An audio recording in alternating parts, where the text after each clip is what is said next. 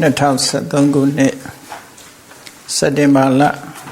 22 ရက်ဓမ္မပညာသင်တန်းရက်တူအမှတ်စဉ်နှစ်သုတ္တန္တနှစ်ချုပ်ဘာသာရပ်မဟာသတိပဋ္ဌာန်သုတ်နေ့လယ်ပိုင်းပို့ချခြင်း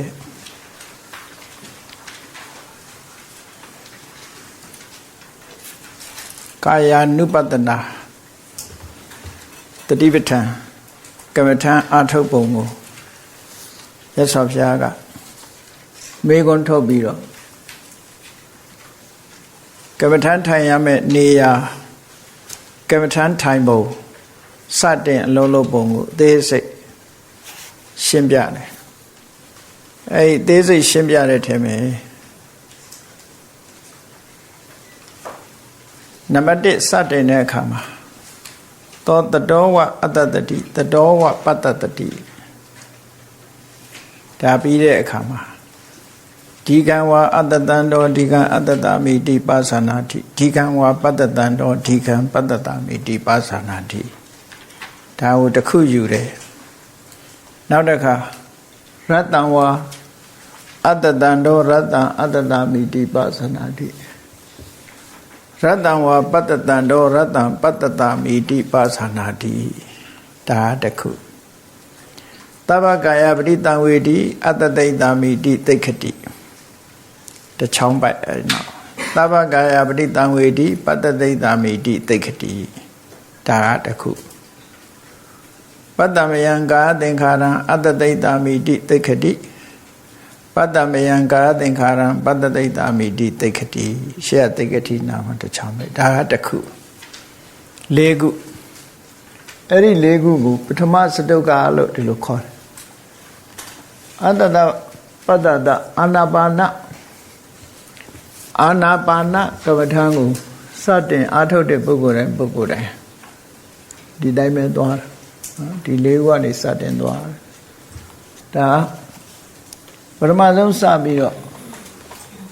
အာနာပါနကမ္မထာကိုစတင်အားထုတ်ပြီးဆိုလို့ရှိရင်ဒီ၄ခုနဲ့သွားတာဒီ၄ခုလို့ကိုယ်လည်းပဲအစဉ်စဉ်တက်သွားတဲ့သဘောစဉ်စဉ်တက်သွားတာဒီမှာအာနာပါနတတိကမ္မထာအာနာပါနကမ္မထာကိုစတင်အားထုတ်တဲ့ပုဂ္ဂိုလ်တိုင်းဒီပုံစံနဲ့သွားတယ်ဆိုတာကိုပြတော့အဲဒီမှာစတင်ရည်တွက်တဲ့အခါမှာဒီကံအတ္တတံတောတခုရတ္တံအတ္တတံတောတခုသဗ္ဗကာယပရိတံဝေတိယတခုပတ္တမယံကာသင်္ခါရံတခုလို့ဒီလို၄ခုထားတယ်ရှေ့ပိုင်းကသောတတောဝအတ္တတတိတတောဝပတ္တတတိရတော့ကမ္မထာစတင်တဲ့အလုပ်ပဲရှိသေးတယ်တတိနဲ့ကြိုးစားလို့အဲ့ဒီတတိနဲ့အလုံးလုံးတဲ့ဆိုတာတွေကို၄ပိုင်းပြီးတော့ပြတယ်လို့ဒီလိုမှတတိနဲ့ကြိုးစားပုံအဆင့်၄ဆင့်နဲ့သွားတယ်ပေါ့ဒီလိုဆိုလို့အဆင့်၄ဆင့်နဲ့အာနာပါနဆိုတာအာနာအပါနအာနာဆိုတာဒီမှာအာနာပါနနဲ့အတ္တတပတ္တတစကားလုံးနှစ်ခုဟာအာနာကဒီထွက်တဲ့ဝင်တဲ့ပါဏကထွက်တဲ့ဒီလိုယူတာလည်းရှိတယ်အဲ့ဒီမှာအဆိုလေးကွဲနေတာရှိတယ်အာနာကပထမဆုံးဖြစ်တာလို့ဆိုလို့ရှိရင်တော့သူကထေရထဲမှာမှတ်ချက်ရေးထားတာအာနာကပထမဆုံးဖြစ်တဲ့ဟာဆိုတော့ပထမဆုံးဖြစ်တာဟာဝင်သက်ကပထမဆုံးဖြစ်တာလားထွက်သက်ကပထမဆုံးဖြစ်တာလားပထမဆုံးဖြစ်တာကိုအရင်ဆိုတယ်နော်အဲ့ဒီမှာဒီမိခင်ဝမ်းကမွေးဖွားလာတဲ့ပုဂ္ဂိုလ်ဒီမှာတဲ့သူကပထမဆုံးဟာထွက်သက်ကစဖြစ်တယ်လို့ပြောတယ်ဒါတော့ဒီစားတဲ့အဆိုကိုပြောတာနော်ပထမဆုံးမွေးဖွားလာတဲ့အခါမှာအတွင်းထဲကလေအပြင်ထွက်သွားတယ်ပြီးတော့မှရှုသက်ဝင်လာတယ်လို့ဒီလိုဆိုတယ်ရှုသက်ဝင်လာဒါက ဆိုတခုအဲ့တော့ဝိနည်းထက္ကရာမှာသူကဘယ်လိုဆိုတော့လို့ဆိုအတ္တတပတ္တတမှာအတ္တသောတိဘဟိနိခမနဝါဒောလို့အပြင်ထွက်တဲ့လေထုတ်တဲ့လေကိုအတ္တတလို့ခေါ်တယ်ပတ္တတကြတော့အတွင်းဝင်တဲ့လေဒါကဘာဖြစ်လို့အပြင်ထွက်တဲ့လေကိုအတ္တတလို့ခေါ်ပြီးတော့အတွင်းဝင်တာလူတွေမှာအပြင်ထွက်တဲ့လေကခုနမွေးဖွားလာတဲ့ကလေးတွေမှာပထမဆုံးထွက်သက်ကစတယ်ပြီးတော့မှဝင်သက်လို့ဒီလိုဆိုတာအဲ့ဖြစ်စဉ်နဲ့ပြောမှဆိုတာနေ့စဉ်နဲ့မြအသက်ရှူနေတာကြည်ပြန်တော့ရှူပြီးတော့မှထုတ်တာဖြစ်တယ်အဲ့တော့သုတ်တန်နေကြတော့ဘလို့ပြန်ပြောပြန်တော့ဆိုပြောင်းပြန်ပြန်ပြောလိုက်ပြန်တာနော်ပြောင်းပြန်ပြန်ပြောတာအတ္တတာဆိုတာဝင်သက်ပတ္တတာဆိုတာထွက်သက်အဲ့တော့ဒါနဲ့ပတ်သက်ပြီးတော့မငင်းဖို့တော့လိုတယ်ပေါ့နော်ထွက်သက်ပဲဖြစ်ဖြစ်ဝင်သက်ပဲဖြစ်ဖြစ်နှစ်ခုစလုံးအဆိုရှိတယ်လို့ဒီလိုမှတ်ထားပေါ့ဝိနည်းကျမ်းကအလိုဆိုလို့ရှိရင်အတ္တတာကထွက်သက်ပတ္တတာကဝင်သက်အဆိုတာအာတာတပထမဆုံးဖြစ်တဲ့ရှုတဲ့ပထမဆုံးဖြစ်တဲ့လေပါတာတပဆိုတာနောက်မှဖြစ်တဲ့လေဒီလိုအဓိပ္ပာယ်ရတယ်အာကအစဆိုတဲ့အဓိပ္ပာယ်ရတယ်ပဆိုတာဒီ preface လေးတွေကသူ့အဓိပ္ပာယ်နဲ့သူပြောထားတာနော်တတဆိုတာရှုတာပဲရှုတာဒီထွက်လေဝင်လေကိုပြောတာပဲဒီရှုတဲ့ဒီလေကိုဆိုလိုတယ်ရှုတာပဲဖြစ်ရှိုက်တာပဲဖြစ်ပေါ့လေလူတွေရဲ့ဒီဖြစ်တဲ့နှာခေါင်းမှာဖြစ်တဲ့လေတွေကိုသူကပြောတယ်အစဆုံးဖြစ်တဲ့လေကိုအတ္တတာနဲ့အာနာနဲ့တူတယ်ပတ္တတာနဲ့အပါနာနဲ့တူတယ်အာနာပါနာအာနာအပါနာအတ္တတာပတ္တတာဒါတော့တစ်လုံးစီအာနာပါနာအာနာအပါနာဒီနှစ်ခုတွဲလိုက်တဲ့အခါအာနာပါနာကမ္မထံလို့ဒီလိုခေါ်လေးရှိကြတာအာနာပါနတတိကမ္မထံဆိုလို့ခေါ်တယ်အဲ့တော့အာနာပါနတတိကမ္မထံဆိုပြီးတော့အာနာပါနာလည်းမပြပဲနဲ့အတ္တတပတ္တတပြနေတယ်လို့စိတ်ထဲမှာဒီလိုမအောင်မေ့နေတယ်အာနာနဲ့အတ္တတနဲ့တူတူပဲပါဏနဲ့ပတ္တတနဲ့တူတူပဲလို့ဒီလိုဆိုတယ်အဲ့တော့မွေးဖွားလာတဲ့ကလေးတွေကိုကြည့်ပြီးတော့ပြောတဲ့အခါကျတော့အတ္တတကိုထွက်သက်လေပတ္တတကိုဝင်သက်လေလို့ဒီလိုခွဲတယ်တခါသုတ်တန်ကျမ်းနေကြတော့ဒီကမ္မထလို့အားထုတ်တဲ့ပုဂ္ဂိုလ်တွေအတွက်အတ္တတကဝင်သက်လေပတ္တတထွက်သက်လေလို့ဒီလိုဆိုတာပေါ့နော်အဲ့တော့ဝိနည်းတက္ကရာကသူကဘဝမှာအစကိုရည်ရွယ်ပြီးတော့အတ္တတလို့ခေါ်လိုက်တယ်ထွက်တာကိုဘဝမှာစတင်တဲ့လူတွေရဲ့ဘဝတစ်ခုစတင်တဲ့အခါမှာဖြစ်တာထွက်သက်ကစတာမဟုတ်သူထွက်သက်ကိုအတ္တတာအာနာလို့ဒီလိုခေါ်လိုက်ပြီးတော့နောက်မှဖြစ်တဲ့ဝင်သက်ကိုတော့အပါနာနဲ့ပတ္တတာလို့ဒီလိုခေါ်လိုက်တယ်ဒါဝိနည်းရဲ့အဆိုဘဝတစ်ခုအစဆိုတဲ့ပုံစံမျိုးပြောတာသုတ်တန်ကြတော့ပြောင်းပြန်ပြောတယ်လို့ဆိုတာသုတ်တန်ကြတော့အာနာပါနတတိကမ္မထံကိုအားထုတ်တဲ့ပုဂ္ဂိုလ်တွေအတွက်ရည်ရွယ်ပြီးတော့ပြောတာလို့အဲ့တော့ဒီတစ်ခုဟာနှမျိုးလုံးဆိုသည့်အတွက်ကြောင့်ရောထွေးသွားနိုင်တယ်ပေါ့နော်တော့ကြောင့်ဝင်သက်ထွက်သက်မှာညင်းနေတတ်သေးတာတို့ဒါဝင်သက်ဟောထွက်သက်နေတကယ်ကတော့ညင်းစရာမလိုဝင်တာပဲဖြစ်ဖြစ်ထွက်တာပဲဖြစ်ဖြစ်တတိထားတတ်ဖို့လိုတယ်ဒါတယောက်နဲ့တယောက်လဲတူချင်မှတူမှအကုန်လုံးလိုက်ပြီးတော့ research လုပ်ထားတာမှမဟုတ်တာပဲတချို့ကအရင်ထွက်ပြီးမှနောက်ကဝင်ရင်လည်းဝင်မှာပဲပြောလို့မရဘူးလေဘယ်ဟာနံပါတ်1ဘယ်ဟာနံပါတ်2လို့ဒီလိုပြောလို့မရဘူးသူ့အခြေအနေရပဲသူကအရင်လေးထုတ်ပြီးမှပြန်ရှူတာလည်းဖြစ်ချင်းဖြစ်မယ်နော်ရှူပြီးမှပြန်ထုတ်တာလည်းဖြစ်ချင်းဖြစ်မယ်ပေါ့အဲ့တော့ဘယ်ဟာပဲဖြစ်ဖြစ်ထွက်လေဝင်လေဆိုတာကိုမှတ်ဖို့ကအဓိကကြတယ်ပေါ့ဘာဖြစ်လို့လဲဆိုတော့စာပေမာရင်းကို2မျိုးပြောထားတယ်2မျိုးပြောထားအဲ့တော့ကမ္မထာအထုတ်တဲ့အခါမှာသုတ်တန်တွေကလူတွေနေ့စဉ်ဘဝမှာကမ္မထာအထုတ်တဲ့အခါမှာမှတ်ဖို့ရအတွက်ကြတော့အတ္တတကဝင်သက်ပတ္တတကြတော့ထွက်သက်လို့ဒီလိုပြောရမှာပဲဖြစ်နေနော်ရှူပြီးတော့မှပြန်ပြီးတော့ထုတ်တာဒီလိုလေးရှူပြီးတော့ပြန်ထုတ်တာဟုတ်တယ် ကျမကြီးလိုက်စားတဲ့လူတွေ flash air မှာသွားပြီးတော့ရှူပြီးတော့မှပြန်ထုတ်တာလေထုတ်ပြီးမှရှူတာမှမဟုတ်တာပဲအဲ့တော့ကမ္မထာအထုတ်ဖို့ကြတော့သုတ်တန်ဒီအတိုင်းပဲဖြစ်ဖြိုးများတယ်နော်အဲ့တော့သုတ်တန်ဒီအတိုင်းဖြစ်ဖို့လိုတယ်အဲ့တော့ကိုယ့်ဘကိုပါဠိစကားရဲ့အဓိပ္ပာယ်ကိုပြောတာဒါကအတ္တတပတ္တတအာနာပါနရဲ့အဓိပ္ပာယ်ကိုပြောတာအဲ့တော့ဗမာစကားကျတော့ရှုပ်ထွေးကြံမရှိဘူးထွက်လေဝင်လေဆိုရှုပ်ထွေးကြံမရှိဘူးလေဘယ်သူကအစထွက်ရင်ထွက်လေလို့ပဲမှတ်ဝင်လေလို့ပဲမှတ်ဗမာစကားကျရှုပ်ထွေးကြံမရှိဘူးနော်အင်္ဂလိပ်စကားမှာလည်း breathe in breathe out တို့ဒီလိုရေးတာသူက breathe in breathe out in out နဲ့သွားတာအဲ့သူကလည်းရှုပ်ထွေးကြံမရှိဘူး inhalation exhalation ရှုပ်ထွေးကြံမရှိဘူး in နဲ့ x နဲ့ခွဲထားတာဘယ်သူလဲရှုပ်ထွေးကြံမရှိဘူးဗမာလည်းရှုပ်ထွေးကြံမရှိဘူးဒီပါဠိမှာကြတော့ဒီစကားလုံးကသူကနှမျိုးခွဲပြီးအဓိပ္ပာယ်ဖွင့်နေတယ်အဲ့ဒါကြောင့်မလို့မွေးဖွားလာတဲ့တတ္တဝါတွေကြတော့ကပ္ပတိကမိခင်ဝါကထွက်လာလို့ရှိရင်ထွက်သက်ကအရင်ဖြစ်တယ်ပြီးတော့မှဝင်သက်ကလာတယ်လို့ဒီလိုဆိုတာဘိုက်ထဲမှာလေတွေကအသက်ကမရှူရတော့သူကခိုးနေရတော့ဘိုက်ထဲကလေတွေကိုအရင်ထုတ်ပစ်ပြီးမှသူကပြန်ရှူလို့ရမှာကိုသဘာဝအဲ့တော့အပြင်ဘက်ကဟာတွေကရှူဆိုထွက်သွားပြီးမှတစ်ခါပြန်ပြီးတော့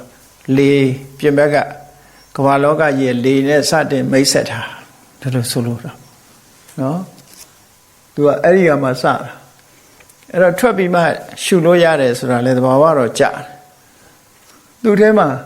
ငကောဝင်းနေတယ်မရှူဘဲနဲ့ဝင်းနေတဲ့လေတွေရှိအောင်မှာကိုအဲ့တော့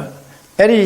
မရှူဘဲနဲ့ရောက်နေတဲ့လေတွေကိုအရင်ထုတ်ပြပြီးတော့မှနောက်အသစ်ဆိုရှူလို့ရမှာပဲဒါအဲ့တော့ဒါကအတ္တတပတ္တတကိုထွက်သက်လို့ပြောတာဟာဒီလူဝစတင်တဲ့ပုဂ္ဂိုလ်တွေအတွက်အနေနဲ့ရည်ရွယ်ပြီးတော့ပြောတာဟာကမ္မထာအထုတ်ဖို့ကြတော့အတ္တတကဝင်တဲ့ပတ္တတာထွက်သက်လို့ဒီလိုပဲဆိုရမှာနော်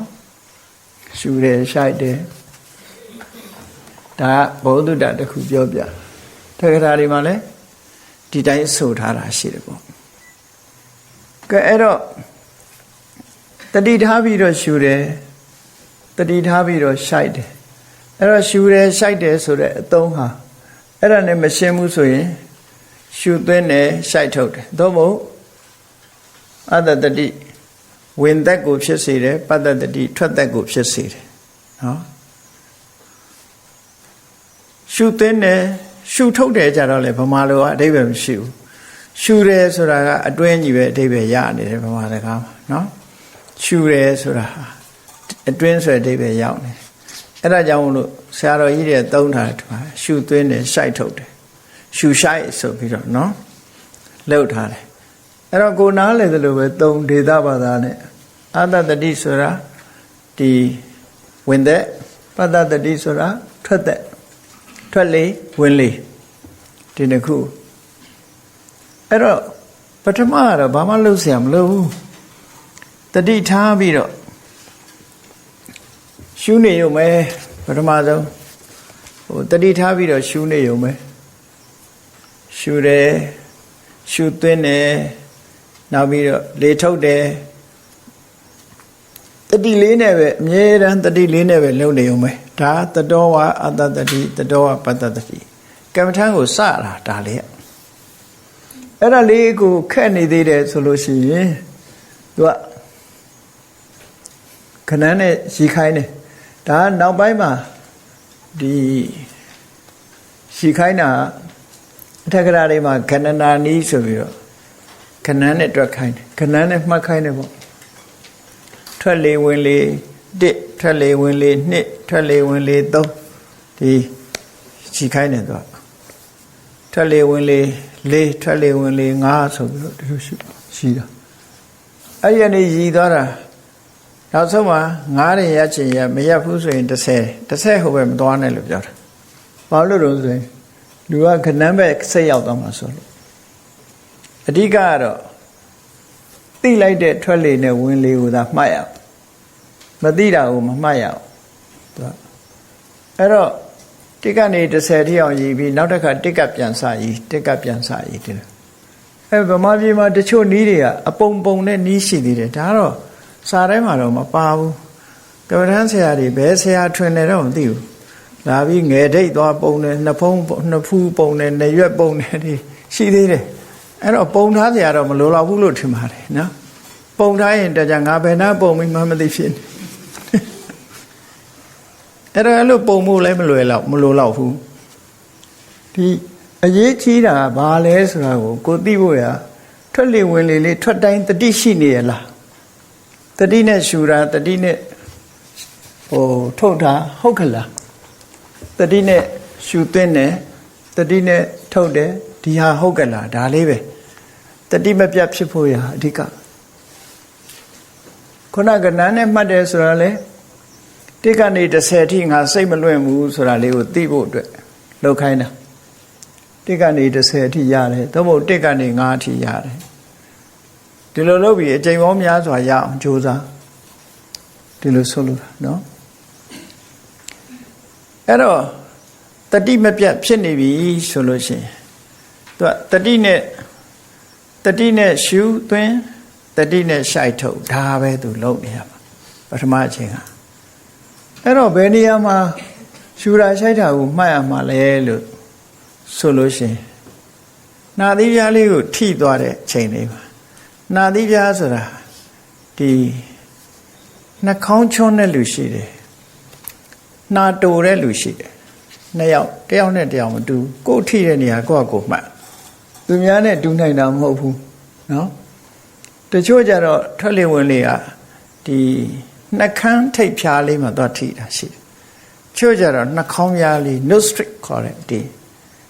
နှာခေါင်းပြားလေးမှာထိတာရှိတယ်အဲ့တော့ကိုထိတဲ့နေရာလေးပဲမှတ်ဖို့လိုတယ်တခြားနေရာကိုလိုက်မှတ်စရာမလိုလေလေးဝင်သွားတဲ့နေရာလေးကိုအဲ့ဒီနေရာလေးကထိသွားတဲ့နေရာလေးကိုကြည့်ပြီးတော့ဝင်တဲ့အချိန်မှာထိသွားရင်ဒါဝင်လေထွက်တဲ့အချိန်မှာထိသွားရင်ထွက်လေဒါလေးပဲမှတ်ရုံအဲ့လိုမှတ်တာကိုတတောဝအတ္တတတိတတောဝပတ္တတတိလို့ဒီလိုပြောတာစိတ်လေးဟာအဲ့ဒီပုံငြိမ်ချသွားသည့်တိုင်အောင်မှတ်ရထွက်မပြေးတော့ဘူးငြိမ်သွားသည့်ထီအောင်မှတ်ဒါတတိနဲ့အလုံးလုံးတယ်လို့ဘယ်လောက်ကြာအောင်မှတ်ရမလဲလို့ဆိုတာတော့တယောက်နဲ့တယောက်မတူတတ်သည့်အတွက်ကြောင့်တမာရိရသည့်အထိမှတ်လို့ပဲပြောရမှာပဲနော်ဒါလေးနဲ့တမာရိရလားအဲ့တော့အဲ့လိုမှတ်ရင်းကနေပြီးတော့သူကအဲ့ဒီထွက်လေဝင်လေလေးပုံမှာအဆင့်ကလေးတွေတက်လာပုံကိုပြောပထမတော့တတိရဲ့အလုပ်ကလေးတစ်ခုပဲပါတယ်ဒီမှာတတိကပဲလုံတာဉာဏ်မပါသေးဘူးတတိလေးထားပြီးတော့လုံတာအဲ့တော့ဉာဏ်ပါလာပုံကိုပြမလို့ဒီကံဝါအတ္တတန်တော်ဒီကံအတ္တတာမိတိပသနာတိကိုရှူတဲ့လေကရှည်ရှည်လေးရှူတယ်တက်ပြင်းချတဲ့လူတွေရှည်ကြီးရှူတတ်တယ်နော်တက်ပြင်းချတဲ့လူတွေတော့မွေတွေအသက်ရှူတာလို့ရှည်တယ်ရုံလေးတွေကြရှုခက်နဲ့မြန်းတယ်နော်ခွေးတွေလည်းမောနေဟဲနဲ့ဆိုသက်ရှူတာမြန်းတယ်အဲ့ဒီလိုအချိန်ပိုင်းအတိုင်းတာလေးမှာကိုယ်မှဖြစ်တာကိုကြည့်ရမှာနော်ကိုယ်မှရှူတာလေးတွေကိုပဲသူကသိလာတယ်အချိန်ပိုင်းလေးအချိန်တစ်ခုသိလာတယ်ဆိုတော့သူကခုနတတိထားလို့ဒါသိလာတာတတိမထားရင်ဒါသိဖို့မလွယ်ဘူးတတိထားပြီးတော့ရှူလိုက်ဆိုင်လိုက်လုပ်တဲ့အခါမှာဒါသိလာတယ်အဲ့ဒီသိလာတာတိုးတက်လာမှုပဲဒါကြောင့်ဒီကံဝါအတ္တတန်တော်ဒီရှည်လျားတဲ့အသက်ရှူမှုအသက်ရှူတာကိုဒီကံရှိစွာအတ္တတန်တော်ရှူသွင်းသည်ရှိသောဒီကံရှိစွာအတ္တတာမိတိရှုသွင်းသည်ဟု၍ပါဇာနာတိတိတမင်လို့ဖို့ပြောတာမဟုတ်ဘူးဒါပုံမှန်လေးပဲရှုနေတာပဲရှုနေတာကိုတွေးကြည့်စရာလည်းမလိုဘူးသူကသူ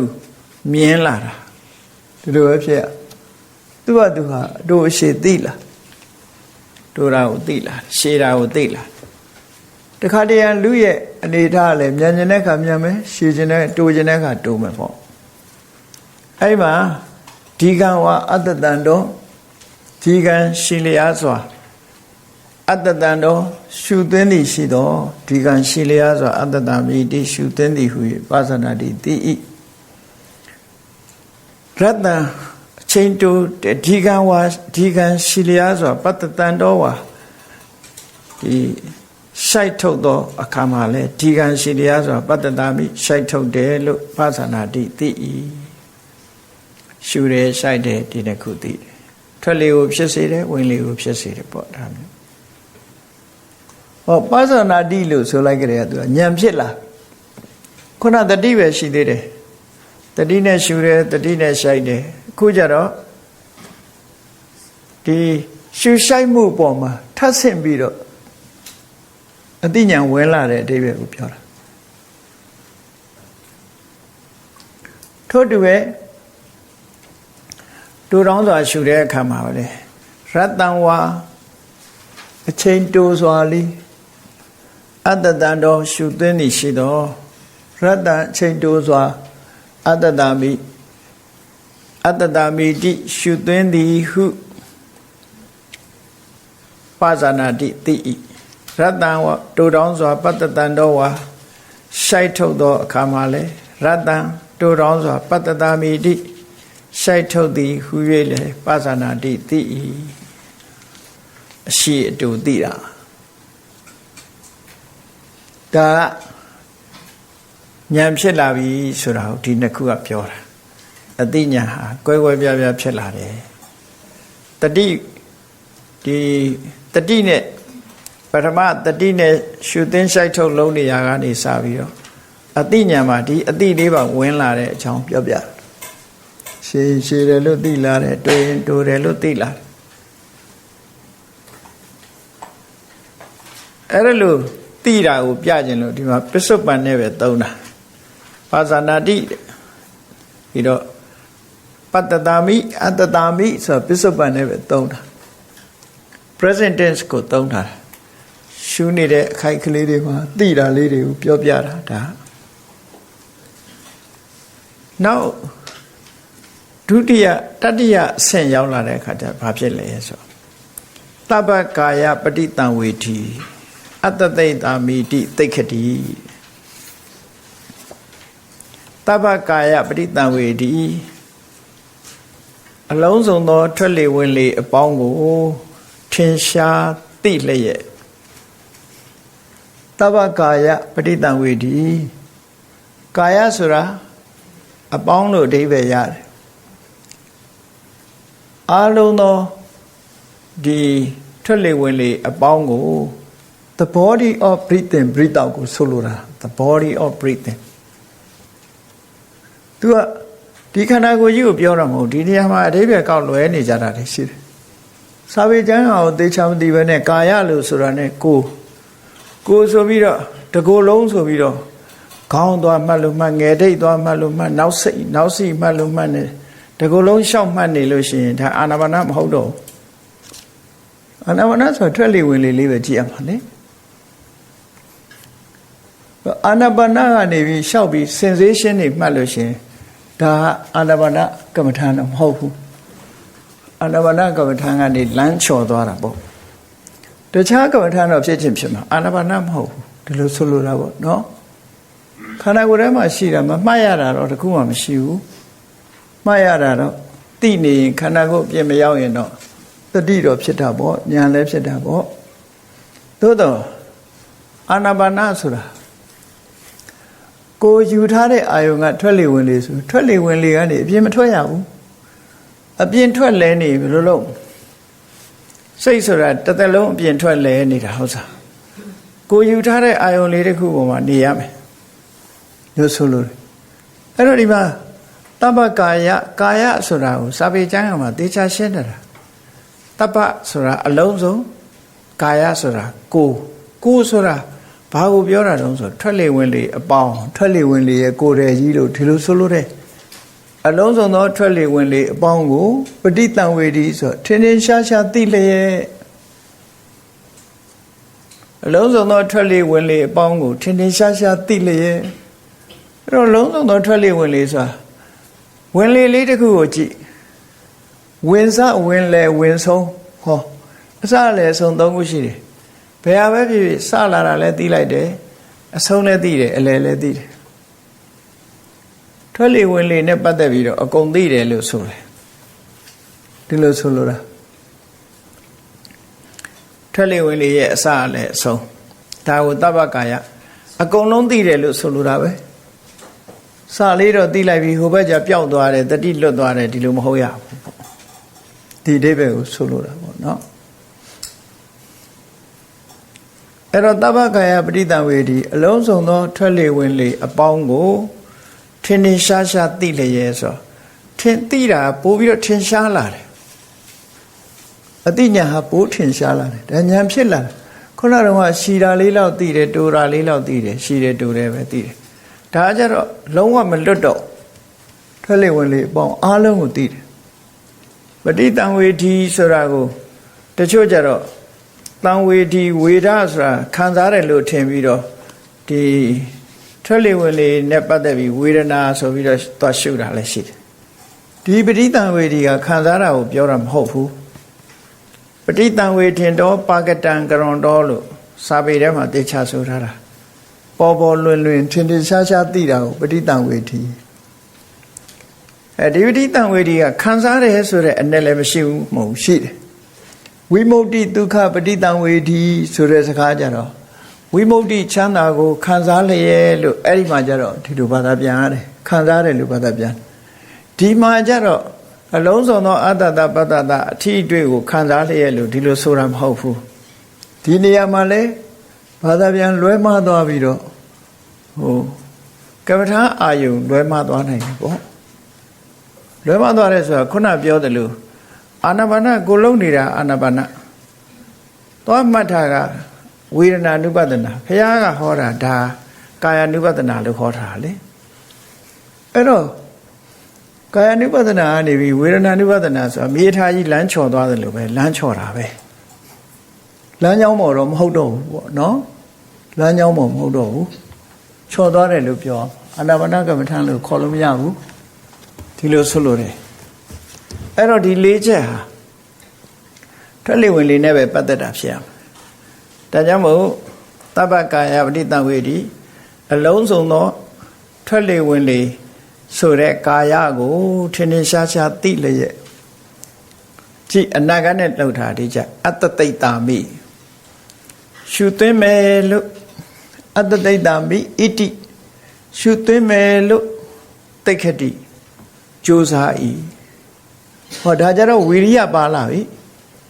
စောတော့ပြောထားတယ်မဟုတ်လားအာတာပိတမ္ပဇာနောတတိမှာကမ္မထာထုတ်ပြီဆိုရင်ဒီ၃ချက်တတိရှိရမယ်ပညာရှိရမယ်လုံလရှိရမယ်ဆိုတာပထမဆုံးတတိဒုတိယပညာအခုဝီရိယထပ်ထဲ့တာပထမဆုံးတတိအရင်လာတယ်တတိလာတဲ့အခါပညာဝင်လာတယ်ပညာဝင်လာပြီတတိနဲ့ပညာဝင်လာတဲ့နောက်မှာဝီရိယထပ်ပို့ရဒီလိုဆိုလို့ဝီရိယထပ်ထည့်လိုက်တာဒါကြောင့်တပ္ပကာယပဋိသင်္ဝေဒီအလုံးစုံသောထွက်လေဝင်လေအပေါင်းကိုထွက်လေဝင်လေအလုံးစုံသောဝင်လေအပေါင်းကိုပတ်ထင်ရှားသိလျက်ထင်ရှားပြုလျက်အတ္တတိတ်တာမိတိ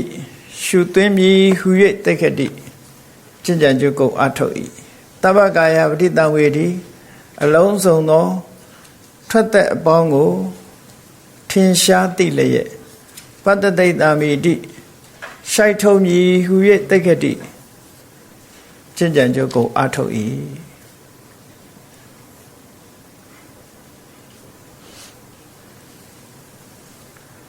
ပါဠနာတီတုံးကပညာဖြစ်ပုံကိုပြောတာအခုကျတော့ပညာပဋိသင်္ဝေဒီကထင်ရှားသိဆိုတော့ပညာအတ္တတိတ်တာမိတိတိတ်ခတိကြတော့ဝီရိယဒီလိုဖြစ်သွားတယ်ဝဲလာတယ်တတိရောပညာရောဝီရိယရောသုံးခုစုံသွားတယ်ကမ္မထံကိုတစားချင်းတက်လာဖို့မြတ်စွာဘုရားအလွန်စနစ်ကြတယ်ဘုရားဖြစ်တာဒီကမ္မထံနဲ့ဖြစ်တာဘုရားလောင်းဘုရားဖြစ်တာဘယ်ကမ္မထများအထုတ်ပါလိမ့်မလဲဒီအာနာပါနပဲအထုတ်တာပဲအာနာပါနနဲ့ပဲဘုရားဖြစ်သွားတယ်ဒါမြတ်စွာဘုရားအလောင်းကျင့်တဲ့ကမ္မထမယ်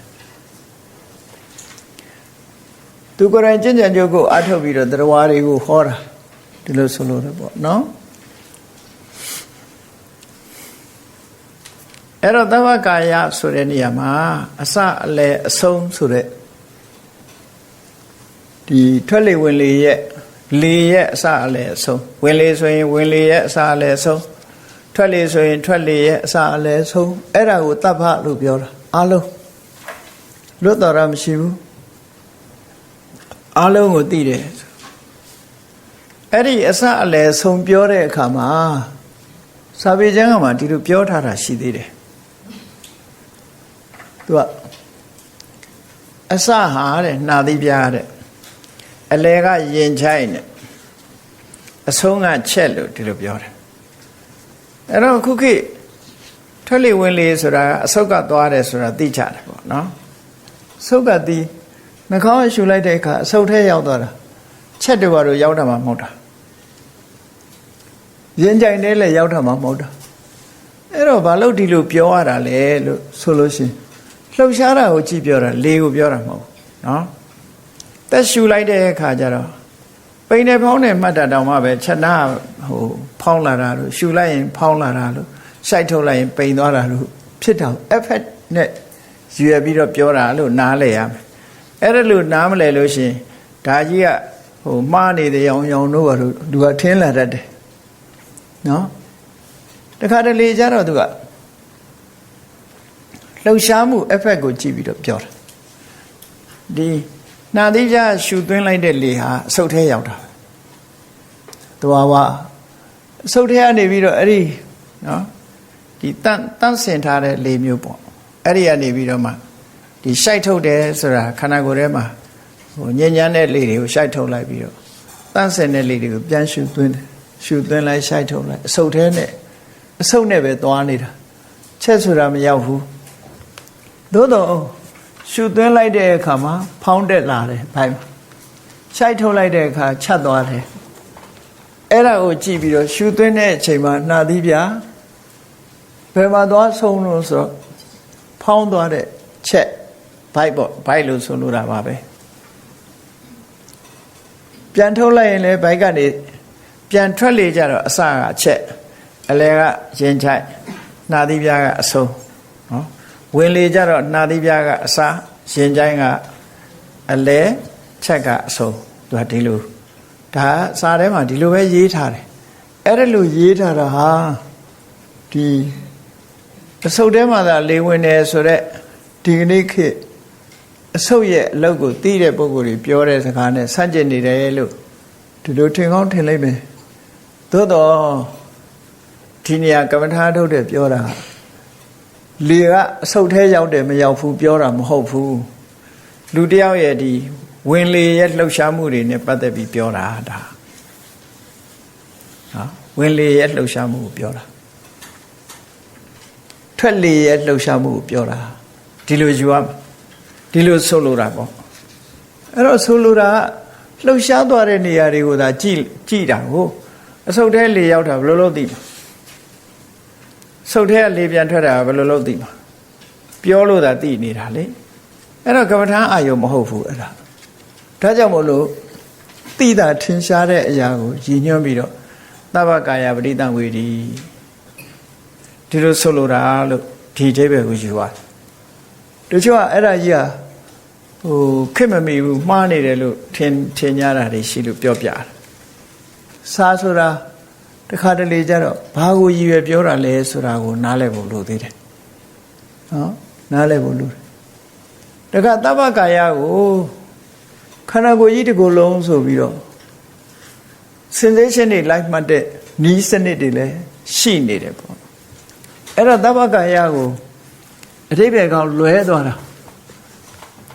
သူစိတ်ထဲမှာသဗ္ဗကာယဆိုတာတစ်ခုလုံးလို့ထင်ပြီးတော့ထွက်လေကနေပြီးတော့မှတ်လိုက်တာခေါင်းကနေငယ်ရိတ်ကနေခြေပြားကနေခေါင်းစုံကြီးဆန်ကြီးပေါ့နော်ခီးသွားနေလိုက်တာစိတ်ကိုခီးသွားခိုင်းထားတာပေါ့ခေါင်းကနေခြေပြားထိမှတ်ခြေပြားကနေခေါင်းထိတက်မှတ် sensation တွေအကုန်မှတ်အဲ့ဒါအာနာပါနတော့မဟုတ်တော့နော်ခြေဆုံးခေါင်းဆုံးကမ္မထမ်းလို့တော့ခေါ်လို့ရမှာပေါ့အဲ့တော့ ခီးသွားကမ္မထံပေါ့နော်စိတ်လေးကိုခီးသွားခိုင်းထားတာခေါင်းကနေပြီးတော့ခြေဘွားရောက်ခြေဘွားနဲ့ခေါင်းရောက်လမ်းလျှောက်ခိုင်းထားတဲ့သဘောဖြစ်အဲ့တော့ဒီပဋိသင်္ဝေဒီကလည်းခံစားတာမဟုတ်ဘူးဒီနေရာမှာထင်ရှားသိတာကိုပြောတာအဲ့တော့အဲ့ဒီဟာဆိုလိုရင်းအဓိပ္ပာယ်ကိုနားလည်ဖို့တော့လိုတယ်ဒါအာနာပါနအထုတ်တာလို့ဆိုသဖြင့်သဗ္ဗကာယဆိုတာဒီကိုယ်လုံးကိုရှုခိုင်းတာမဟုတ်ဘူးအာနာပါနအထွက်လေဝင်လေလေးပဲရှုခိုင်းတာအဲ့တော့ဘာဖြစ်တုံးဆိုဗဟိတဝိခိတလို့ခေါ်တယ်ကမ္မထာအာယုံတစ်ခုကနေလွတ်ပြီးတော့ဟိုဒီပြန့်ထွက်သွားတာကိုဒါဗဟိတဝိခိတအပြင်ကိုပြန့်ထွက်သွားတယ် spreading out ပြင်ရောက်ကုန်ပြင်ရောက်သွားတယ်အဲ့တော့တမာရီဆိုတာစုစည်းရမယ့်အစားသူကအပြင်ထုတ်ပလိုက်တာမျိုးဖြစ်သွားပွားထွက်သွားတယ်နော်အဲ့တော့အာနာပါနတော့ဖြစ်နိုင်တော့ဘူးပေါ့တရားအဲ့ဒါကြောင့်ဝေဒနာနုပဒနာတို့ဘာတို့ခေါ်ပြီးတော့ရှုနေကြတာပေါ့ဟိုဘာပဲရှုလို့မရဘူးလို့ပြောတာမဟုတ်ဘူးနော်မရှုကောင်းဘူးလို့လည်းမပြောဘူးမရှုကောင်းဘူးလို့ပြောဘူးဒီနာမည်မဟုတ်ဘူးဒီနာမည်နဲ့ရှုတာမဟုတ်ဘုန်းကြီးတို့ငယ်ငယ်တော့မဟာစီဆရာတော်ဘုရားကြီးကပိန်ဖောင်းပိန်နဲ့ဖောင်းတယ်ဆိုတာဒီကမ္မထံစတင်ပြီးတော့ပေးတဲ့အချိန်ပေါ့အဲ့တော့မဟာစီရန်ကုန်ကိုမရောက်သေးဘူးမဟာစီသာသနာ့ရိပ်သာဆိုတာမဟုတ်သေးဘူးစိတ်ခွန်မှာပဲရှိသေးတယ်စိတ်ခွန်မှာပဲဆိုစိတ်ခွန်ကမ္မထံလို့ခေါ်ကြတာအဲ့တော့ငယ်ငယ်တော့မှတ်မိတယ်စိတ်ခွန်ကမ္မထံနဲ့ဒီရွှေဘိုနားလေးကစိတ်ခွန်ရွာမှာအဲ့တော့စိတ်ခွန်ကမ္မထံကိုပိန်ဖောင်းကမ္မထံလို့ဆိုပြီးတော့ပြောကြတယ်ငယ်တော့နားမလည်ပါဘူးအဲ့တော့ပိန်ဖောင်းကမ္မထံတွေပေါ်နေတယ်ပိန်ဖောင်းကမ္မထံတွေပေါ်နေတယ်လို့လည်းကြားဘူးတယ်နော်အဲ့တော့ရွှေလည်းမကြိုက်ကြဘူးပေါ့နော်ရိုးရာကမ္မထံမဟုတ်ဘူးပေါ့ဒါတွေထွင်းနေဆိုပြီးတော့မကြိုက်တကယ်ကတော့ပိန်နေဖောင်းနေဆိုတဲ့ကမ္မထံမဟာစီဆရာတော်ထွင်းတာမဟုတ်ဘူးပထမဆုံးဗမာပြည်မှာစထွင်းတဲ့ပုဂ္ဂိုလ်ကမင်းကွန်းစီတော်ဆရာတော်ကြီးစထွင်းတာလို့သိတယ်သူ့ရဲ့အရင်ဘယ်သူထွင်းတယ်တော့မသိဘူးမင်းကွန်းဆရာတော်ကြီးရစတယ်လို့တော့အဲ့လိုတော့သိရတယ်မဟာစီဆရာတော်ကအဲ့ဒီမင်းကွန်းဆရာတော်ကြီးရှိသွားပြီးတော့တရားအထုတ်တာတရားအထုတ်တော့ဒီနည်းကိုသဘောကျပြီးတော့မဟာစီဆရာတော်ရဲ့လက်ထက်ကျတော့မှဒီဖောင်းတဲ့ပိန်နဲ့မှတ်တဲ့ဟာပေါ်လာတယ်သူ့လက်ထက်မှာထင်ရှားသွားတော့မဟာစီကကမ္မထံလို့ဒီလိုဖြစ်သွားတယ်ဘာပဲမှတ်မှခန္ဓာကိုယ်ထဲမှာရှိတာကိုမှတ်လို့မရဘူးမဟုတ်ရတယ်ဝိပဿနာကမ္မထံအနေနဲ့မှတ်လို့ရငယ်ငယ်တော့မေခွန်းတစ်ခုဆောင်းဝဲဖြေတော့မန္တလေးတက်ကြသည်ကတာမဏေဂျော်ဒန်မှာဆောင်းဝဲဖြေတော့မေခွန်းတစ်ခုတက်လာပိန်ဖောင်းဟာအာနာပါနဟုတ်မဟုတ်ဆိုပြီးတော့အဲ့တော့ဘုရားအာနာပါနတွေဟောတာအခုဖောင်းတဲ့ပိန်တွေမှတ်နေလို့ရှိရင်ဒါအာနာပါနကမ္မဋ္ဌာန်းဟုတ်သလားမဟုတ်ဘူးလားလို့ဒီမေခွန်းနေတန်ဃာတော်တွေဈာမှာနေမယ်နည်းနည်းဆန့်ကျင်တဲ့လေသံလေးတွေပေါ်လာတယ်ပေါ့ရှင်းတော့ငယ်တော့အဲ့တော့ဘယ်လိုဖြေခဲ့တယ်ဆိုတော့အာနာပါနမဟုတ်ပါလို့ပဲဖြေခဲ့ရတာပေါ့ဖောင်းတဲ့ပိန်တွေမှတ်တာပဲအာနာပါနဟုတ်မလဲဘိုက်သွားမှတ်တာဟိုဒီကနှာခေါင်းမှတ်မှာဘိုက်နဲ့နှာခေါင်းကအဝေးကြီးနော်အဲ့တော့အာနာပါနပိန်ဖောင်းကမ္မဋ္ဌာန်းအာနာပါနမဟုတ်ပါဘူးလို့ပဲငယ်တော့အတူဖြေခဲ့တာကိုမှတ်မိတယ်အဲ့တော့မေးတဲ့ပုဂ္ဂိုလ်ရဲ့ intention ကတော့ဒီသူထင်တာဖောင်းပိန်ကမ္မဋ္ဌာန်းဒီအာနာပါနကမ္မဋ္ဌာန်းလို့ထင်ပြီးတော့ပြောတာလားတော့မသိဘူးမဟာစီဆရာတော်ဘုရားကြီးကတော့သူကဖောင်းပိန်ကမ္မဋ္ဌာန်းလို့ခေါ်တာမဟုတ်ဘူးခန္ဓာကိုယ်ထဲမှာရှိတာပဲနေရာပဲမှတ်ပြီးတော့တမာရီနဲ့တတိနဲ့တမ္ပစင်ညာဖြစ်အောင်သာညွှန်ကြားတာလေအဲ့ဒါကိုကိုယ့်ဘက်ကိုနာမည်တက်ပြီးတော့အာနာပါနဟုတ်မဟုတ်ဆိုတဲ့မေးခွန်းတွေလောက်လာတယ်ပေါ့နော်ဝင်လေထွက်လေနဲ့ဆက်နေတော့သူကအာနာပါနလို့ယူဆပြီးတော့မေးခွန်းမေးတဲ့ပုဂ္ဂိုလ်ကမေးတာလားတော့မသိဘူးတဘောတော့မဟာစီဆရာတော်ကြီးလည်းတော်တော်ရှင်းထားတယ်အဲ့ဒါတွေကိုလေနောက်ပိုင်းကျတော့စတတ်တဲ့ဘုန်းကြီးတွေကပါမဟာစီဆရာတော်ဘုရားကြီးညွှန်ကြားတာကိုလက်ခံလာကြတယ်နောက်ပိုင်းကျတော့အစပထမတော့သိပြီးတော့လက်မခံကြဘူးဘာလို့လဲဆိုဖောင်းတဲ့ပိန်နဲ့မှတ်တယ်လို့စားထဲမှာရှိမှမရှိတာမရှိတော့လက်မခံကြဘူးနောက်ပိုင်းတော့လက်ခံလာကြတယ် ဒါမို့မဟာစီဆရာတော်ဘုရားကြီးရဲ့တရားကိုသူ့ရဲ့ရိတ်တာမှာကမ္မထမ်းဆရာတော်တွေကစတတ်တဲ့ဘုန်းကြီးတွေရောက်သွားတယ်အဲ့မှာတော်တော်များများစာပေကျမ်းဂန်နဲ့သင်ထားတဲ့ဘုန်းကြီးတွေရောက်သွားတယ်ဒီလိုရှိတယ်နော်အဲ့တော့ဆိုလိုတာကဖောင်းနာပိတ်နာမှတ်တာအာနာပါနတတိလို့မဟာစီဆရာတော်ကြီးကမဆိုဘူးအာနာပါနတတိလို့မဆိုလို့ရှိရင်မှတ်လို့တော့ရတာပေါ့နော်ကမ္မထမ်းကနာမည်ပေးဆရာမမလို့ပဲခန္ဓာကိုယ်ထဲမှာရှိပြီးတော့ဝိပဿနာကမ္မထမ်းဆိုတာခန္ဓာကိုယ်ထဲမှာဘယ်လိုနေမှတ်လို့ရတယ်နောက်ပိုင်းတော့မဟာစီဆရာတော်ဘုရားရဲ့ရှင်းနေတယ်တူရတယ်ယထာယထာဝါပဏိဟိတတကာယောဟောတိတထာတထာနံပသနာတိဆိုတာလေးပါနောက်ပိုင်းမှာဣရိယပဋ္ဌပပကြတော့တွေ့လေနော်အဲ့ဒီခန္ဓာကိုယ်ရဲ့အနေထားဘယ်လိုပဲရှိရှိခန္ဓာကိုယ်ရဲ့ဖြစ်ပြနေတာတွေကုန်မှတ်လို့ရတယ်ဆိုပြီးတော့ဝိပဿနာဉာဏ်ဖြစ်ဖို့ရအတွက်ဘယ်ကနေသွားဖြစ်လို့ရတယ်ဆိုတာမျိုးအာယုန်တစ်ခုခန္ဓာကိုယ်နဲ့ပတ်သက်နေတဲ့အာယုန်တစ်ခုပေးပြီးတော့မှတ်ခိုင်းတာလို့နောက်ပိုင်းအဲ့ဒါကိုနာမည်လိုက်တက်လို့တော့မရဘူးပေါ့နော်နာမည်လိုက်တက်လို့မရဘူးကမ္မထာအာယုန်တစ်ခုဟာခန္ဓာကိုယ်ထဲမှာရှိတယ်ရုပ်ထဲကမလွတ်ရင်နာနဲ့ကမလွတ်ရင်ဒါကမ္မထာအာယုန်ပဲပေါ့ဒီလိုဆိုလိုတာပေါ့နော်ဒါကဘာဖြစ်လို့ရှင်းပြောနေရတော့ဆိုငငယ်တုန်းကတည်းကဒီပြဿနာတွေကြားခဲ့လို့ရှင်းသွားအောင်လို့ပြောပြတယ်ရှင်းသွားအောင်လို့ပြောပြတယ်စာရဲကအဆိုဘယ်လိုရှိတယ်သေးသေးချာချာနားလည်မှုမြတ်စွာဘုရားရဲ့တရားတော်ကသေးသေးချာချာနားလည်မှုပေါ်မှာမူတည်တယ်ဒါမို့ဘုရားကသေချာအောင်နားလည်အောင်လုပ်ရမယ်ယုံကြည်ချက်ကအဓိကမဟုတ်ဘူးနားလည်မှုကအဓိကနားလည်အောင်သိရမယ်တချို့ကနားလည်အောင်မလုပ်ဘဲနဲ့အပြစ်တင်မှုကရှေ့ကနေသွားနေတယ်နော်ကုံအောင်လည်းမသိပဲနဲ့အပြစ်တင်တာမျိုးကတော့မလုပ်ထိုက်ဘူးပေါ့ဘသူကပြစ်ဆိုတာမတင်ရဘူးသူကစာပေကျမ်းဂန်တွေဟာထင်ထင်ရှားရှားရှိနေတယ်ပေါ့ရှိတဲ့အတိုင်းပဲဘုန်းကြီးတို့တွေမှတ်ရမှာပဲကိုဖျားဖြစ်မှတစ်မျိုးပြောင်းဟောခြင်းဟောပေါ့ဖျားမဟုတ်ဘဲနဲ့ဘာလို့ဟောခြင်းအမှားတော့နော်အဲ့တော့တဗ္ဗကာယပဋိတံဝေဒီအတ္တတိတမိတိသိက္ခတိတဗ္ဗကာယပဋိတံဝေဒီပတ္တတိတမိတိသိက္ခတိဆိုတဲ့အဓိပ္ပာယ်ရှင်းသွားပြီနော်ဒီအဓိပ္ပာယ်ကိုအယူဆတွေလွဲမှားလို့ပြောတာဒါတဗ္ဗကာယဆိုတာ all body ဆိုတာအတ္တတပတ္တတာကိုပြောတာလို့ဒီလိုမှတ်ထွက်လေဝင်လေအပေါင်းကာယဆိုတာအပေါင်းကိုခေါ်တယ်ထွက်လေဝင်လေအပေါင်းထွက်လေအပေါင်းဝင်လေအပေါင်းဒီလိုဆိုလို့တယ်ဝင်လေအပေါင်းကိုထွက်လေအပေါင်းကိုထင်းထင်းရှားရှားသိလျက်အတ္တတိတာမိရှုသွင်းမယ်ပတ္တတိတာမိရှိုက်ထုတ်မယ်လို့သိက္ခတိကျင့်ကြံကြိုးကုပ်အားထုတ်၏ဟောဝီရိယပါလာတယ်ဖြူချားနဲ့သုံးတာအတ္တတိတာမိခုနတော့ကရတ္တံအတ္တတာပတ္တတာမိဆိုတာပစ္စုပန်နဲ့ present tense နဲ့သုံးတာဒါကဖြူချားနဲ့သုံးထားတာဒါကိုလည်းသတိထားပို့ပြီးထင်ရှားလာအောင်ကြိုးစားမယ်အကုန်လုံးသိအောင်ကြိုးစားမယ်အစပထမအစလေးတွေသိနေတယ်နောက်အလယ်လည်းသိအောင်လုပ်မယ်အဆုံးလည်းသိအောင်လုပ်မယ်ဒီလိုဆိုလိုတာပေါ့နော်တတိလေးကမလွတ်တော့ဘူးပေါ့အကုန်လုံးသိမှုလေးကမလွတ်တော့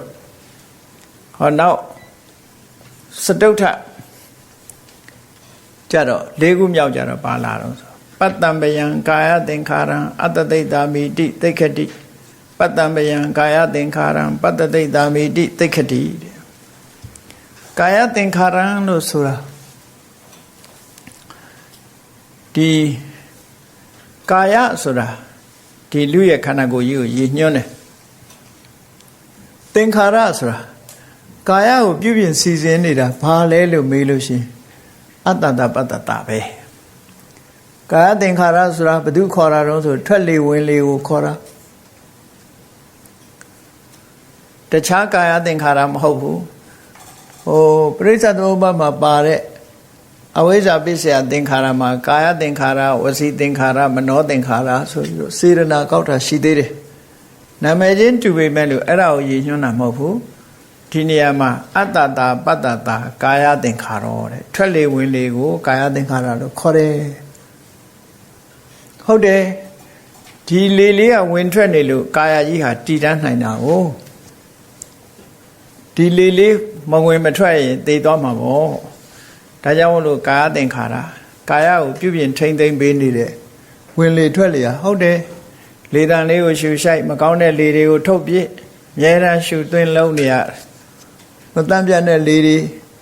အသွေးထဲရောက်သွားရင်အဆိပ်ဖြစ်နိုင်တယ်ဒါကြောင့်မလို့ဒါတွေတန့်တာပြတ်တာလေးတွေကိုရှူဆိုင်ပေးတယ်ခုခေတ်နဲ့ပြောအောက်ဆီဂျင်တို့ဘာလို့ပေါ့နော်အဲ့ဒါလို့တန့်တဲ့လေလေးတွေဖြစ်လာခန္ဓာကိုယ်ပြုပြင်ထိမ့်သိမ့်တဲ့ဟာဖြစ်လို့ကာယသင်္အတ္တတပတ္တတာထွက်လေဝင်လေကိုကာယသင်္ခါရလို့ခေါ်တာမမိသေးတယ်ဂျာမနီသွားပြီးတော့အဘိဓမ္မာသင်တော့ကတယောက်ကမေးတယ်ကာယသင်္ခါရကိုထွက်လေဝင်လေဆိုတာတဲ့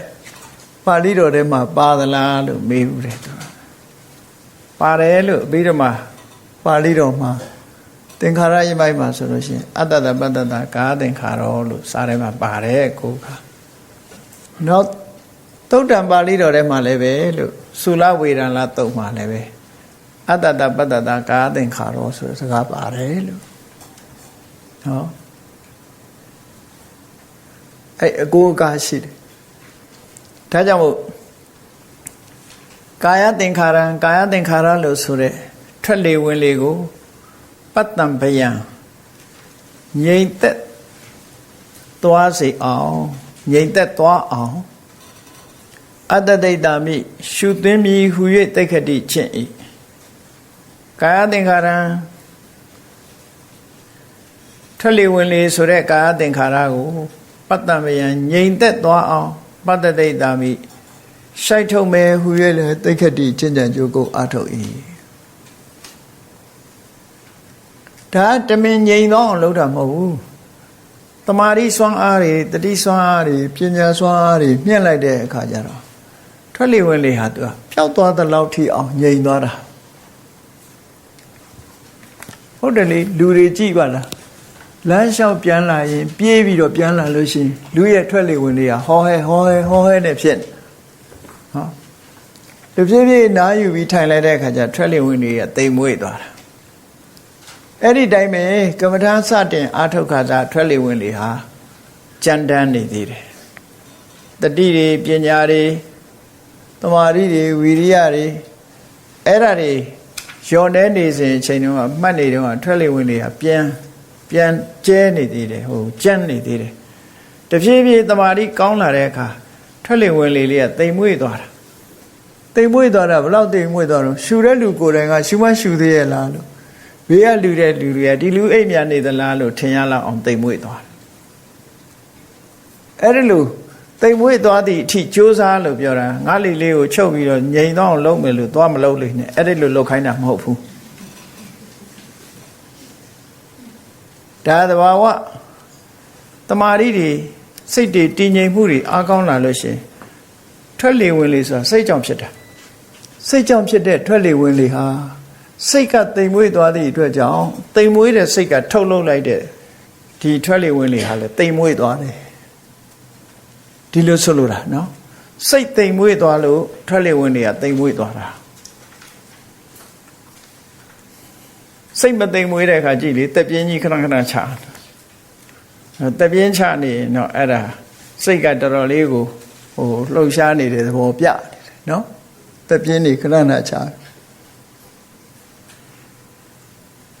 အဲ့တော့စိတ်ငြိမ်းချမ်းပြီးတော့နေတဲ့ပုဂ္ဂိုလ်ရဲ့ထွက်လေဝင်လေကိုယ်ကမှတ်နေတဲ့အခါကျတော့တတိတွေဝီရိယတွေတမာတိတွေပညာတွေဒါတွေကစိတ်ကိုငြိမ်ဝတ်သွားအောင်လုပ်ထားတာတွေဆိုတော့ထွက်လေဝင်လေလေးကလည်းငြိမ်ဝတ်သွားတယ်အဲ့လိုငြိမ်ဝတ်သွားတဲ့အခါမှာထွက်လေဝင်လေကပျောက်သွားတယ်လို့ဖြစ်ပြီးတော့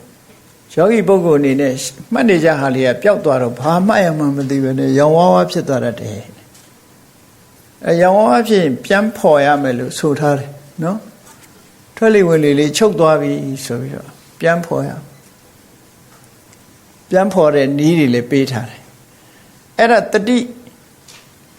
လိုက်မမိတာ ထွက်လေဝင်လေငြိမ်သက်သွားတာကိုသူ့ရဲ့တတိနဲ့ပညာကလိုက်မမီတာလိုက်မမီတော့တတိကလွတ်လွတ်နေတဲ့အခါကျတော့မဖမ်းနိုင်ဘူးအဲ့လောက်ငြိမ်သက်သွားတာကို तू မဖမ်းနိုင်အဲ့မဖမ်းနိုင်လို့ထမရဲ့မြန်မာပြည်မှာတချို့ကမ္မထာနေတွေကြတော့တခါလဲရှူရှဲနဲ့တခန်းလုံးကိုစူးညံ့နေအောင်ရှူရှဲတာလည်းရှိသေးတယ်ပေါ့နော်ပို့ပြီးတမာရိရတယ်ဒါကတော့နီးတွေကတော့အမျိုးမျိုးပေါ့ကိုယ်နဲ့ကြိုက်တဲ့နီးပဲကိုရွေးပေါ့နော်ကိုယ်နဲ့ကြိုက်တဲ့နီးပဲကိုရွေးအဓိကကတော့တမာရိရဖို့ရယ်ပညာဖြစ်ဖို့ရယ်ဒါအရေးကြီးဆုံးပဲဘယ်သူဟာမှားတယ်မှန်တယ်လို့တော့မပြောဒီမှာဘုရားဟောတာဒီတိုင်းပဲဟောထားတယ်ကြည့်ဘုရားဟောတာနဲ့ကြိုက်မကြိုက်တော့ကြည့်ပေါ့ဘုရားဟောတာဒီစိတ်တည်ငြိမ်သက်လာသည်နဲ့အမျှထွက်လေဝင်လေဟာလည်းငြိမ်သက်သွားမယ်ဒါစိတ်အားကိုသာမြင့်တာထွက်လေဝင်လေကိုနှိမ့်တာမဟုတ်ဘူးတော့ကြတော့မြန်ရကျင်တဲ့အခါကျလေချုပ်ပြီးတော့နေရင်တော့အဲဒီမှာမလွယ်ဘူးတေဟုတ်ပေါက်သွားလေချုပ်တာလို့ကတော့ထွက်လေဝင်လေကိုချုပ်တာလို့မရဘူးเนาะငါထွက်လေဝင်လေလေးဟာတိမ်ဝင်ဝင်လေးဖြစ်သွားအောင်ဆိုပြီးတော့သွားချုပ်မထားလိမ့်နဲ့သူကသူသဘာဝအတိုင်းရှုပါစေသဘာဝအတိုင်းစိုက်ပါစေအသိဉာဏ်တွေတိုးတက်လာလို့ရှိရင်တော့သူကသူတိမ်မွေ့သွားမှာပဲစိတ်တိမ်မွေ့သွားရင်တိမ်မွေ့သွားမှာပဲစိတ်ကြမ်းနေသေးရင်တော့ကြမ်းမှာပဲဒီလိုဆိုလို့တယ်နော်အဲ့ဒါဟာသူ့အဓိပ္ပာယ်လေးကိုသူနားလည်အောင်ကြည့်ဖို့လိုတယ်ပေါ့ကာယသင်္ခါရထွက်လေဝင်လေဆိုတဲ့ကာယသင်္ခါရကိုဒီနေရာမှာကာယသင်္ခါရဒီကာယသင်္ခါရဝင်လေဆိုတဲ့ကာယသင်္ခါရကိုပတ္တံပယံငြိမ်ဝတ်သွားစေလျက်အတ္တဒိဋ္ဌာမိရှုသိမည်ဟု၍တိက္ခတိခြင်းကာယသင်္ခါရထွက်လေဆိုတဲ့ကာယသင်္ခါရကိုပတ္တံပယံငြိမ်ဝတ်သွားစေလျက်ပတ္တဒိဋ္ဌာမိရှိုက်ထုတ်မယ်လို့တိက္ခတိခြင်းဤစင့်ဒါလောက်သွားပုံလေးကိုပြောပြတယ်ဒါအာနာပါနကမ္မထာဟာအဲ့ဒီအဆင့်ရောက်သွားပြီဆိုရင်တတိတွေဉာဏ်တွေဒီတမာရီတွေစွမ်းအားတွေအမတန်ကောင်းသွားမှဒီအဆင့်ကိုရောက်မှာဒီလိုအဆင့်ကိုရောက်တော့ထွက်လေဝင်လေဟာစမ်းသပ်ပြီးတော့ကြည်ရလောက်အောင်တိမ်မွေ့သွားတယ်လို့ဒီလိုဆိုလိုတယ်အဲ့ဒီတိမ်မွေ့သွားတဲ့ထွက်လေဝင်လေကိုတောင်မှပဲမလွတ်အောင်မှတ်နိုင်ပြီဆိုရင်တတိတွေအားကောင်းလာတယ်ပညာတွေအားကောင်းလာတယ်ဝိရိယတွေအားကောင်းလာတယ်လို့ဒီလိုဆိုရမှာအဲ့တော့တတိယဝိရိယတို့ပညာတွေကအားမကောင်းဘူးဆိုရင်ရှုရှဲပဲလုပ်ပေါ့တဖြည်းဖြည်းအားကောင်းလာသည်တိအောင်နော်အဲ့လိုဖြစ်တာအဲ့ရှုရှဲနင်းကလှုပ်လို့ရှင်လေမောဟိုက်ပြီးတော့အဲ့ဒါအိပ်ပျော်သွားတာသိတယ်အဲ့ဒီအိပ်ပျော်သွားတာကိုတရားထုတရားမြတ်ရတယ်လို့ယူဆရင်တော့လေဒုက္ခဖြစ်ပါနော်တီဟိုသွားတော့ကအမျိုးသမီးတယောက်ကရှောက်တယ်သူတရားထိုင်လိုက်လို့ရှိရင်တဲ့မကြခင်ပဲသူဘာမှမသိတော့ဘူးတဲ့ထွက်လေအာယုန်တွေလည်းပျောက်သွားတယ်စိတ်လည်းပျောက်သွားတယ်အဲ့ဒါနာမရူပនិရောဓနာယုတ်တွေချုပ်တဲ့နိဗ္ဗာန်ကိုသူရောက်သွားတာလားလို့ဆိုတော့အိပ်ပျော်သွားတာနေမှာပါလို့ပြောလိုက်တယ်ဘယ်နဲ့ထိုင်ချင်းအဲ့ဒါလိုဖြစ်တယ်ဆိုတာအိပ်ပျော်တာလွယ်လို့ဘာဖြစ်မှာတော့နော်နိဗ္ဗာန်ဆိုတာကနိဗ္ဗာန်ဆိုတာသင်္ခါရအာယုံပျောက်ပြီပဲစိတ်ကနိဗ္ဗာန်ကိုအာယုံပြုတ်နေတာပဲအဲ့ဒီတည်းမှာနိဗ္ဗာန်အာယုံကတိမ်မွေးသည့်အတွက်ကြောင့်အာယုံပြုတ်တဲ့စိတ်ကလည်းအလွန်တိမ်မွေးတယ်သူဟာနိဗ္ဗာန်ကိုသိနေတဲ့စိတ်ကတော့ရှိရမှာပေါ့မရှိဘူးရုပ်ရောနာမ်ရောအကုန်ချုပ်သွားပြီဆိုတာကတော့ဒါအိတ်သွားတာပဲဖြစ်မှာပဲမသိတော့ဘူးဆိုရင်တော့နော်ဒါပဲရှိမှာပဲကဲအောက်ကထင်ရှားအောင်လို့ဥပမာနဲ့ပြောပြမယ်တရားထာပိဘိက္ခွေဒက္ခောဗမကာရောဝဗမကာရံတေတိဝါဒီကံဝါအင်္ဆန္တောဒီကံအင်္စာမိတိပဇာနာတိတချောင်းပိုက်ရတ္တံဝါအင်္ဆန္တောရတ္တံအင်္စာမိတိပဇာနာတိတဲ့ဘိက္ခွေယံတို့တေထာပိဥပမာအဖြင့်ဒက္ခောလုပ်ငန်းကျွမ်းကျင်သောကျွမ်းကျင်မှုဆိုတာနေရာတကာလိုအပ်တယ်နော်မကျွမ်းကျင်တဲ့လို့ရင်ကိုယ့်အကာဖြစ်မှာပဲဘယ်ကိစ္စပဲဖြစ်ဖြစ်ကျွမ်းကျင်အောင်ဒါမို့ဒက္ခောလုပ်ငန်းကျွမ်းကျင်သောဗမကာရောဗမကာရဆိုတာဖိုးဆွဲတဲ့လူနော်ဗဘဲသမားဖိုးဆွဲတာ ဖဲခုခေတ်တော့အဲ့ဒါတွေတိတ်ပြီးလုံးတော့ပါအောင်ထမနော်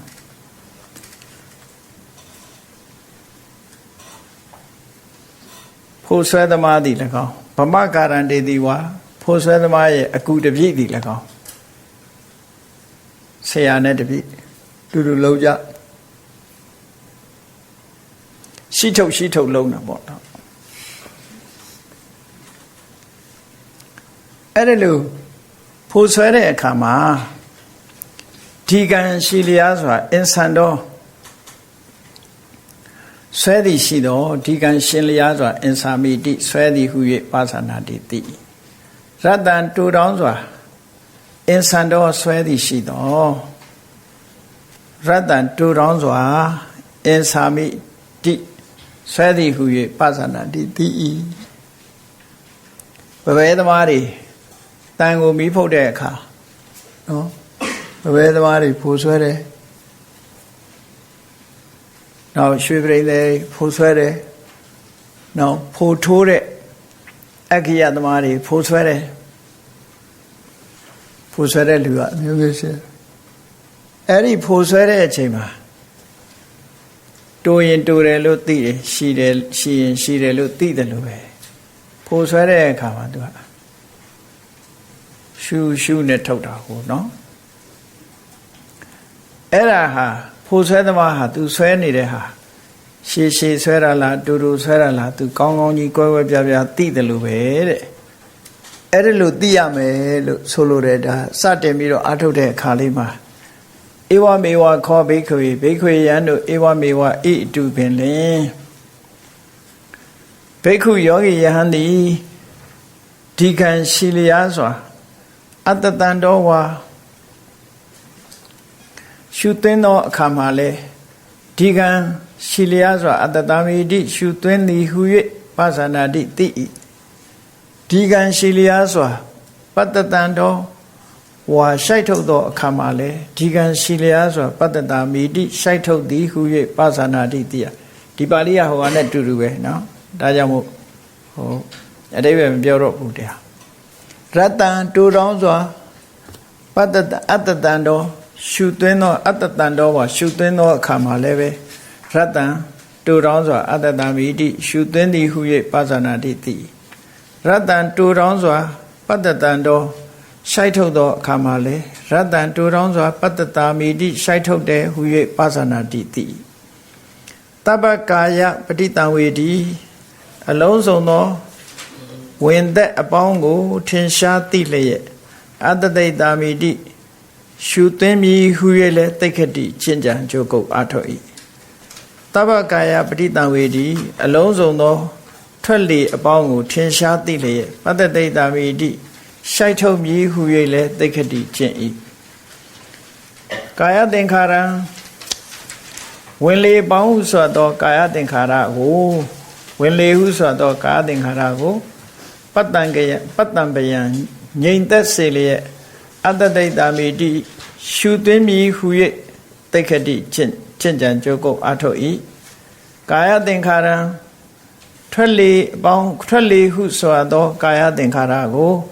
ပတ္တံပယံငြိမ်ဝတ်စေလျက်ပတ္တတိတာမိတိနော်ရှိုက်ထုတ်မည်ဟု၍သိက္ခတိကျင့်ကြံကြိုးကုပ်အားထုတ်၏ဒီလိုဆိုလိုတယ်ပေါ့နော်အဲ့ဒါလိုကျင့်ကြံကြိုးကုပ်အားထုတ်ဖို့လို့ဒါဥပမာနဲ့ရှင်းပြီးတော့ပြတာကဲဒီနေရာလေးမှာပဲရပ်ချင်ရအောင်